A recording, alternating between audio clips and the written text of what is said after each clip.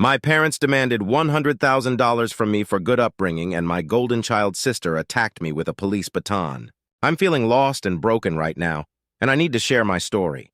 Maybe it will help me make sense of everything. So here goes. Growing up, I always felt like I was an afterthought in my own family. My parents, Robert and Susan, were consumed by their careers. My dad was a corporate lawyer who spent more time in boardrooms than at home. My mom was a high-powered executive at a marketing firm, constantly traveling for work. They had my older sister, Sarah, who was the golden child, the prodigy. I, on the other hand, was just there. From a young age, it was clear that Sarah was the star. She excelled at everything she did, straight A's, captain of the soccer team, president of the student council. My parents showered her with praise and attention. Meanwhile, I struggled just to keep up. I remember sitting at the dinner table, listening to them discuss Sarah's latest accomplishments while I quietly ate my food unnoticed. School was no refuge. If anything, it was worse. I was small for my age, which made me an easy target. Bullies like Jason and his gang would push me around, call me names, and humiliate me in front of others. I remember one time in 5th grade when they locked me in a janitor's closet during recess. I banged on the door and screamed for help, but no one came. I was stuck there until a janitor found me hours later, tear-streaked and shaking. My teachers didn't help much either. They were too busy dealing with the more disruptive kids to notice the quiet boy in the back of the class who never raised his hand. If I didn't understand something, I was too afraid to ask for help. I just muddled through as best I could, my grades a constant source of disappointment for my parents. "Why can't you be more like your sister?" they'd say. "Sarah never has these problems." Home was supposed to be a safe place, but it wasn't. My parents were strict, and their expectations were sky high. If I didn't get straight A's, I was grounded. No TV, no video games, no friends over. But the worst punishment was being locked in my room. They installed a lock on the outside of my door, and if I did something wrong, they'd lock me in for hours, sometimes the whole weekend. I wasn't allowed out even to use the bathroom. I had to hold it or use a bucket they put in my room. It was humiliating and terrifying. One night, when I was about 12, my parents had a huge fight. My dad had found out my mom was having an affair. The yelling woke me up, and I crept to the top of the stairs to listen. I heard my dad shouting, "How could you do this to us, to the kids?" My mom yelled back, "You're never here. What do you expect?" They didn't notice me, and I felt like my world was falling apart. The next day, they acted like nothing had happened, but things were different. My mom became more distant, and my dad threw himself even more into his work. By the time I got to high school, I had learned to keep my head down and stay invisible. I joined the debate team, hoping it would help me gain some confidence, but it didn't. I was too nervous to speak in front of others, and I never got picked for the big competitions. The one time I did compete, I froze on stage, unable to get a word out. The audience's laughter still haunts me.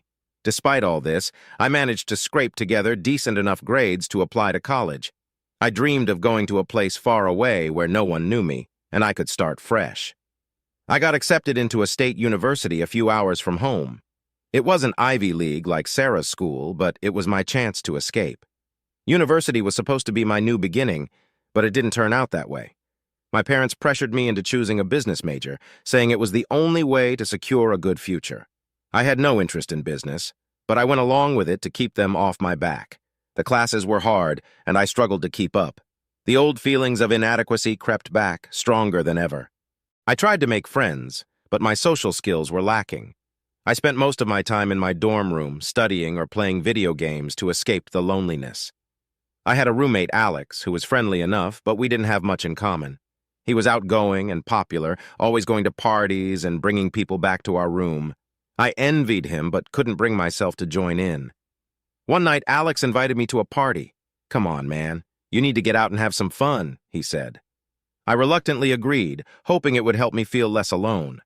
The party was loud and chaotic, and I quickly felt overwhelmed. I found a quiet corner and stayed there, sipping my drink and watching everyone else have a good time. That's when I met Emily. Emily was different. She was quiet like me, and we quickly bonded over our shared discomfort at the party. We talked for hours, and for the first time in a long while, I felt like someone understood me. We exchanged numbers and started hanging out regularly. Emily became my lifeline, the one person who made me feel like I mattered. But things took a dark turn during my sophomore year. My grades were slipping, and I was on academic probation. My parents were furious. They blamed Emily, saying she was a distraction. They threatened to cut off my tuition if I didn't break up with her. I was torn between the only person who made me feel happy and the fear of disappointing my parents even more. One weekend, I went home to try to talk to my parents. I hoped to explain how much Emily meant to me and how she was helping me cope. Instead, they locked me in my room. "You're not leaving until you agree to break up with her," my dad said. I spent the entire weekend in there, feeling like I was suffocating. When they finally let me out, I felt broken and defeated. I called Emily and told her we couldn't see each other anymore. She was devastated, and so was I. After that, I fell into a deep depression. I barely went to class, and my grades continued to drop. I started drinking to numb the pain. One night, I drank so much I blacked out and woke up in the hospital. The doctors said I had alcohol poisoning and was lucky to be alive. My parents came to see me, but instead of comforting me, they berated me for being so irresponsible. "You're a failure," my dad said. "You're throwing your life away." I felt like there was no escape. Everywhere I turned, there was disappointment and failure. I started having panic attacks, unable to breathe, feeling like the walls were closing in on me. I saw a counselor at the university, but it didn't help much. I couldn't open up about what was really going on. I was too ashamed. During my junior year, I reached a breaking point. I couldn't take the pressure anymore. I dropped out of school and moved back home. My parents were livid. They called me a quitter, a loser. They locked me in my room again, hoping to teach me a lesson. I spent days in there, staring at the walls, feeling like my life was over. When they finally let me out, I knew I had to get away. I packed a bag and left without telling anyone where I was going. I found a cheap apartment in a nearby city and got a job at a local bookstore. It wasn't much, but it was a start. I cut off all contact with my parents and tried to rebuild my life. It's been a few years since then. I'm still struggling, but I am trying to find my way. I've been seeing a therapist, and it's helping a bit. I've reconnected with Emily, and we're slowly rebuilding our relationship. I'm not sure what the future holds, but for the first time in a long time, I feel a glimmer of hope. Hey, Reddit. It's been a while since I shared my story, and I wanted to give you all an update. A lot has happened since I last posted, and I'm finally starting to feel like my life is heading in the right direction. Buckle up, because this is going to be a long one. After I moved to the city and got that job at the bookstore, I started seeing a therapist named Dr. Michaels. At first, I was skeptical. I had seen a counselor before, but it didn't help much. But Dr. Michaels was different. He was patient, understanding, and genuinely cared about helping me heal. We started with weekly sessions, and gradually, I began to open up about my childhood, my parents, and all the pain I had been carrying for so long. One of the first things Dr. Michaels did was help me understand that my parents' neglect and the abuse I suffered at their hands were not my fault. For so long, I had internalized their criticisms and believed that I was worthless. It took time, but I slowly started to see that I deserved better. I deserved to be happy. Dr. Michaels introduced me to various coping mechanisms to deal with my anxiety and depression. We practiced mindfulness and meditation, and I started journaling my thoughts and feelings. It was tough at first, but I began to notice a change. I was sleeping better, my panic attacks became less frequent, and I started to feel a little lighter. After about 5 months of therapy, I felt like a new person. I wasn't completely healed, but I was in a much better place. During one of our sessions, Dr. Michaels asked me about my dreams and aspirations. I realized that I had always wanted to work in graphic design. I loved art and had a knack for creating visually appealing content. It was something I had dabbled in during high school, but had given up on due to my parents' insistence on a more practical career path. With Dr. Michaels' encouragement, I decided to pursue my passion. I enrolled in an online graphic design course to build up my skills and started working on a portfolio. It was a lot of work, but I was excited about the future for the first time in years. As I was working on my portfolio, I also started applying for jobs in the field. I faced a lot of rejections, which was discouraging, but I didn't give up. After a few months, I landed an interview with a small marketing agency. The interview went well, and they offered me a junior designer position. I was ecstatic, It wasn't my dream job yet, but it was a foot in the door. I threw myself into my work, determined to prove myself. I worked long hours, took on extra projects, and constantly sought feedback to improve. My hard work paid off. Within 6 months, I was promoted to a mid-level designer position. I continued to excel, and 2 years later, I was promoted again to a senior designer role. During this time, I also decided to focus on my physical health. I joined a gym near my apartment and started working out regularly. At first, I felt out of place, but I soon found a group of like-minded individuals who shared my goals. We started working out together, pushing each other to improve. This group became my support system, my new family. One of the guys I met at the gym was Jake. He was a fitness trainer and had a background in business management. We hit it off right away, bonding over our shared love of fitness and our dreams of starting our own business. Over time, we developed an idea for a fitness app that would help people create personalized workout plans and track their progress. Jake and I started working on the app in our spare time. We spent countless nights and weekends developing the concept, creating prototypes and testing them out. It was exhausting but exhilarating. We knew we had something special. We needed funding to take our app to the next level, so we started pitching our idea to potential investors. It was a daunting process, filled with highs and lows. Some investors loved our idea, while others dismissed it outright. But we kept pushing, determined to make our dream a reality. One day, we got a call from an investor named Laura. She had seen our pitch and was interested in meeting with us. Laura was a seasoned entrepreneur with a track record of successful investments. We were nervous but hopeful. The meeting went better than we could have imagined. Laura loved our concept and saw the potential in our app. She offered to invest in our startup and mentor us through the process. With Laura's investment and guidance, we were able to hire a small team and start developing the app in earnest. It was a whirlwind of activity and I loved every minute of it. Seeing our idea come to life was incredibly rewarding. Our app, FitTrack, launched 6 months later. It quickly gained traction and the user base grew steadily.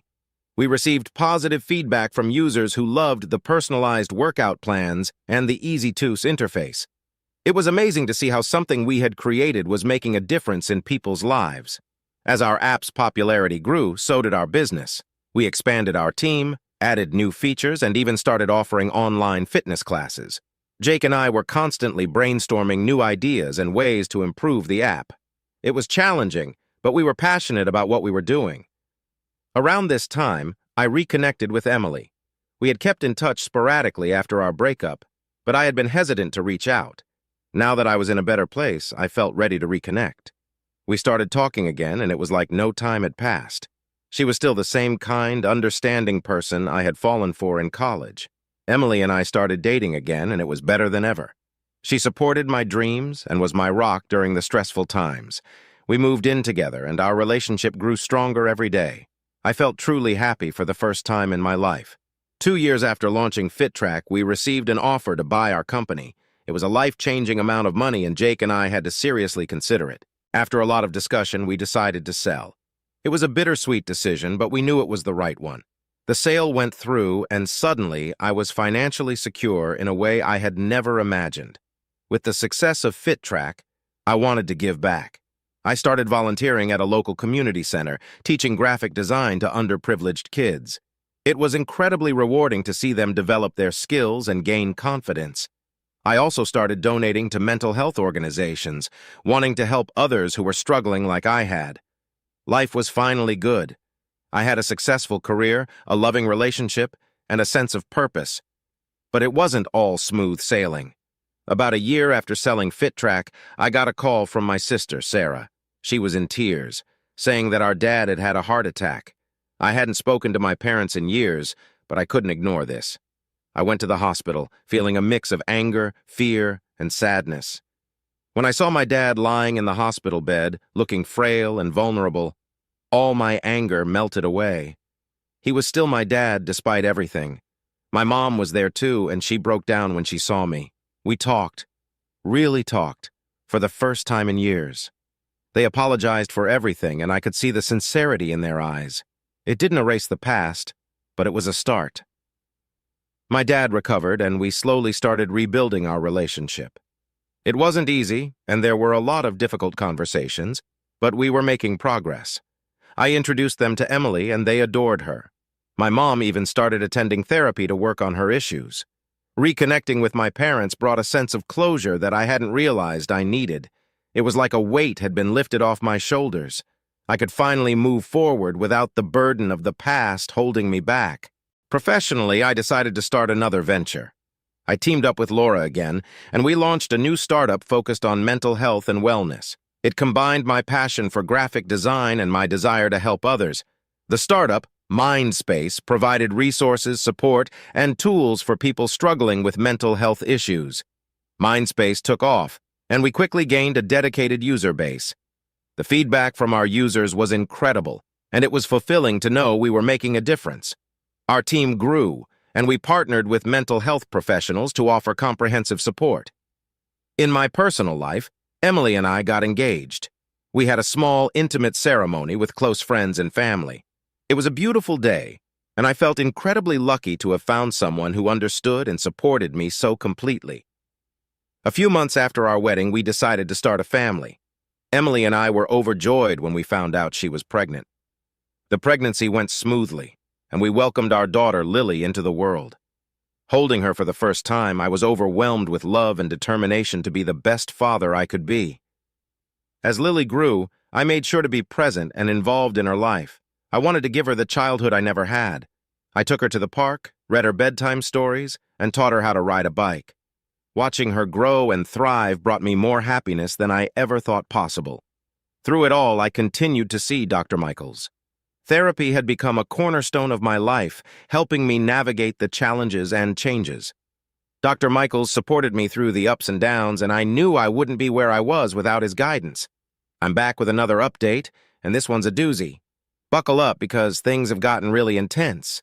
I thought my life had finally stabilized, but it seems like the past never truly lets go. Here's what happened. 3 months ago, I was living the dream. My business, Mindspace, was thriving, and my family life was perfect. Emily, Lily, and I were happier than ever. Then, out of the blue, my parents showed up at our doorstep.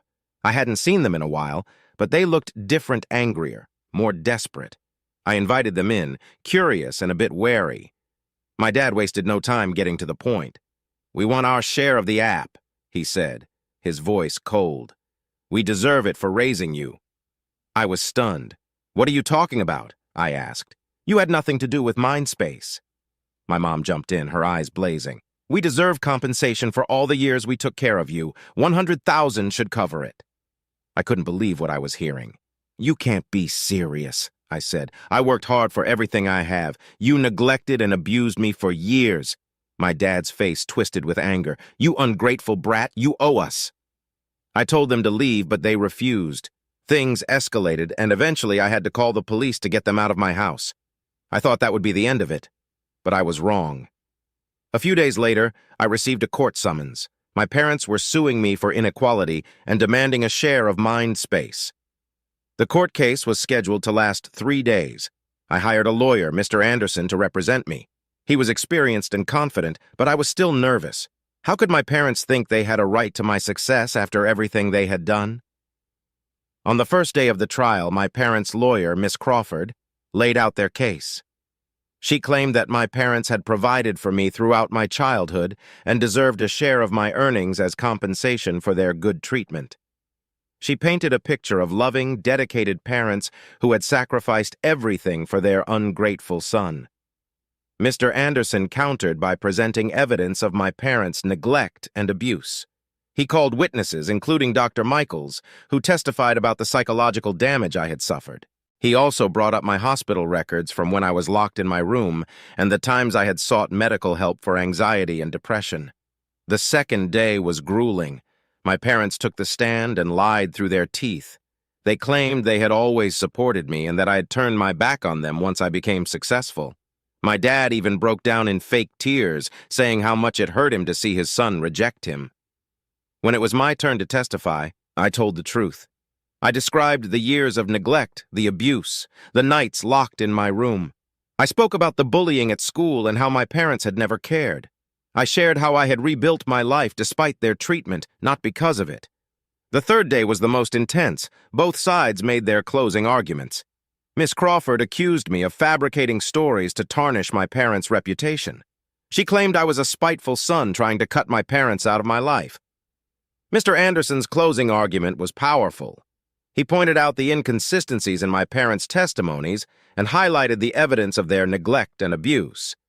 He emphasized that my success was a result of my hard work and determination, not their support. After deliberating, the judge ruled in my favor. He stated that my parents had no claim to my business or my earnings and that their behavior was reprehensible. He also granted my request to terminate their parental rights. It was a huge relief, but it didn't feel like a victory. I was exhausted and emotionally drained. For the next 3 months, life returned to a semblance of normalcy. Emily and I focused on our family, and I threw myself into work and fitness. Things seemed to be settling down. But then, one night, everything changed. I had just finished a late-night workout at the gym and was walking home. The streets were quiet, and I was lost in thought.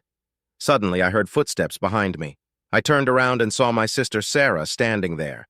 The golden child, the perfect one. "Sarah?" I said, surprised. "What are you doing here?" Before I could react, she pulled out a police baton and swung it at me. The first blow caught me in the ribs, and I stumbled back, gasping in pain. She didn't stop. She kept hitting me, each blow more vicious than the last. I tried to defend myself, but she was relentless. "You ruined everything!" she screamed. "You destroyed our family!" I fell to the ground, unable to catch my breath. The pain was excruciating. Sarah stood over me, her face twisted with rage. "You're not even one of us," she spat. "You were adopted. They never wanted you." With that, she delivered one final blow to my head, and everything went black. When I came to, I was in the hospital. Emily was by my side, tears streaming down her face. "You're okay," she whispered. "You're going to be okay." I was in agony, but the physical pain was nothing compared to the emotional turmoil. Sarah's words echoed in my mind. Adopted. They never wanted you. It was like my entire life had been a lie. Over the next few days, the police came to take my statement. Sarah had been arrested and was facing multiple charges, including assault and battery. I didn't want to press charges, but the state was taking over the case due to the severity of my injuries. As I lay in the hospital bed, I had plenty of time to think. I remembered all the times I had felt out of place, all the times my parents had treated me differently. It made sense now. I had always wondered why they seemed to favor Sarah, why they were so harsh with me. Knowing the truth didn't make it hurt any less. Emily was my rock during this time. She stayed with me every day, helping me through the physical therapy and the emotional healing. Dr. Michaels also visited, and we talked about the revelation and how to process it. It was a lot to take in, but I was determined not to let it break me. After I was discharged, life was different. I had to come to terms with my new reality. I spent more time with Emily and Lily, cherishing every moment. I threw myself into work at Mindspace, finding solace in helping others. 3 months later, I was back at the gym, determined to rebuild my strength. I had a lot of support from my gym friends, and Jake was especially helpful. He pushed me to keep going, even when it was tough. One night, after a particularly grueling workout, I was sitting in the locker room catching my breath. Jake sat down next to me. "You're doing great, man," he said. "You've come a long way." "Thanks," I replied, feeling a mix of exhaustion and gratitude. "I couldn't have done it without you." Jake looked thoughtful. "You know, I've been thinking, we should expand Mindspace, add a fitness component, combine mental and physical wellness." The idea sparked something in me. "That's a great idea," I said. "We could create a holistic approach to health." Over the next few weeks, Jake and I worked on the new concept. We called it MindBody, a platform that integrated mental health resources with personalized fitness plans. We pitched the idea to Laura, and she was on board immediately. With her support, we started developing the new platform. As we worked on MindBody, I felt a renewed sense of purpose. The pain of the past few months started to fade, replaced by excitement for the future. Emily was incredibly supportive, and our relationship grew even stronger. We were a team, facing life's challenges together. One evening, after a long day of work, Emily and I were sitting on the couch, watching Lily play. "I'm proud of you," she said, squeezing my hand. "You've come so far." I smiled, feeling a warmth in my chest. "I couldn't have done it without you," I replied. "You're my everything." Life wasn't perfect, but it was good. I had faced my demons and come out stronger.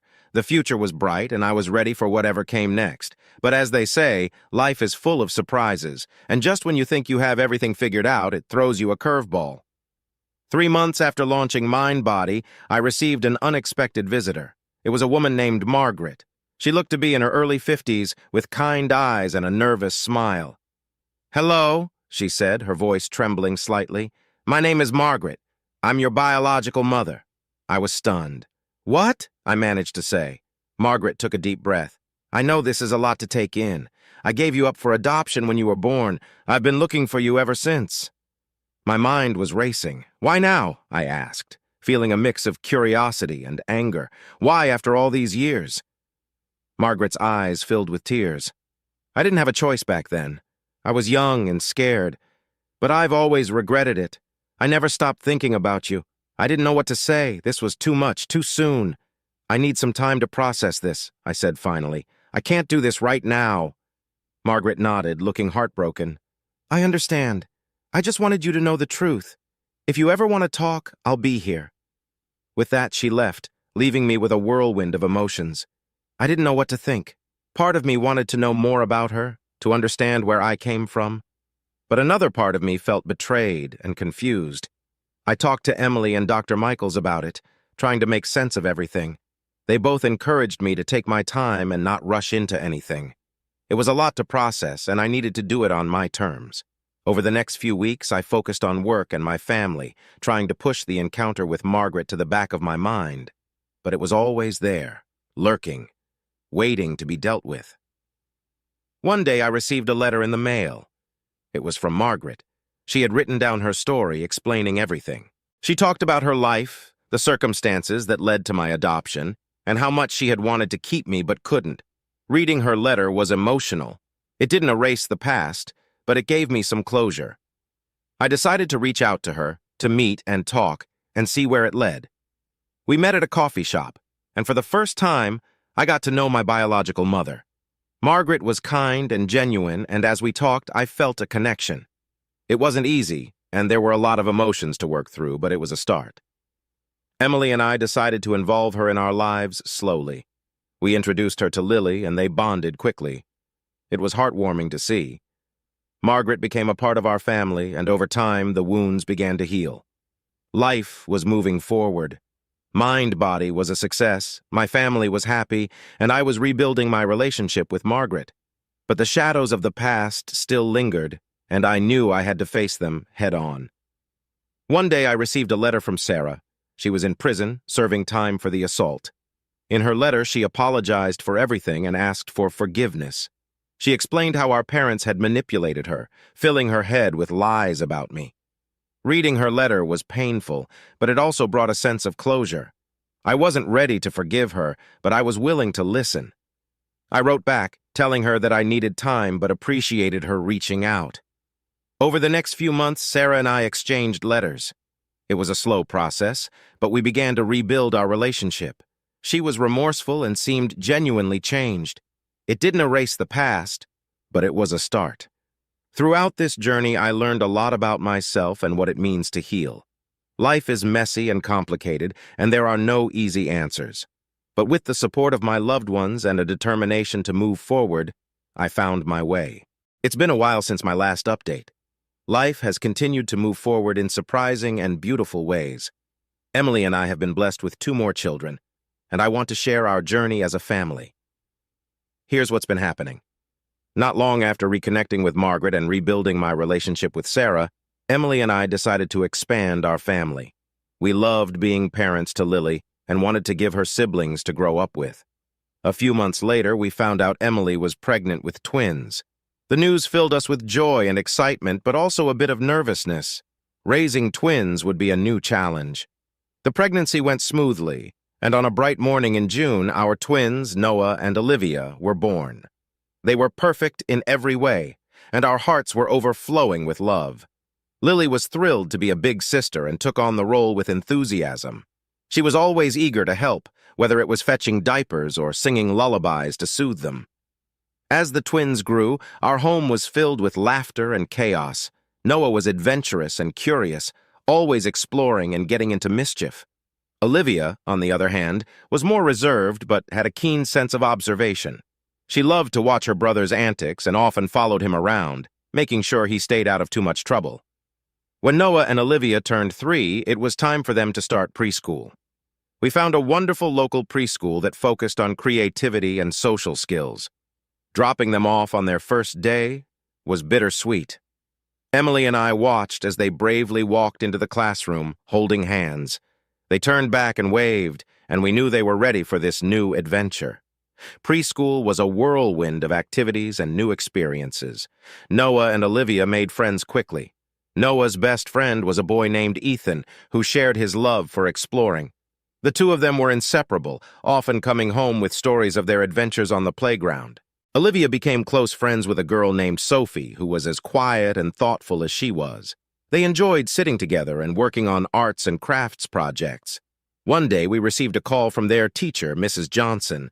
She told us that Noah had stood up to a bully who was picking on Ethan. He was very brave, she said. He told the bully that it wasn't nice to hurt others and that everyone should be friends. Emily and I were incredibly proud of our little boy's courage and sense of justice. Olivia also had her moment to shine. During a school art show, she proudly displayed a painting she had worked on for weeks. It was a beautiful depiction of our family, full of bright colors and smiling faces.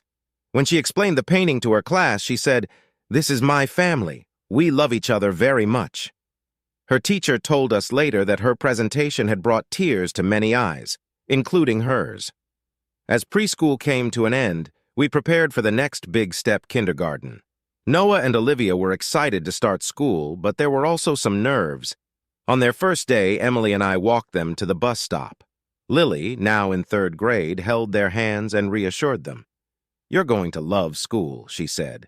"It's so much fun." Kindergarten was full of new experiences and learning. Noah continued to be the adventurous one, excelling in subjects like science and physical education. He loved the hands-on experiments and outdoor activities. Olivia, with her keen observation skills, excelled in reading and art.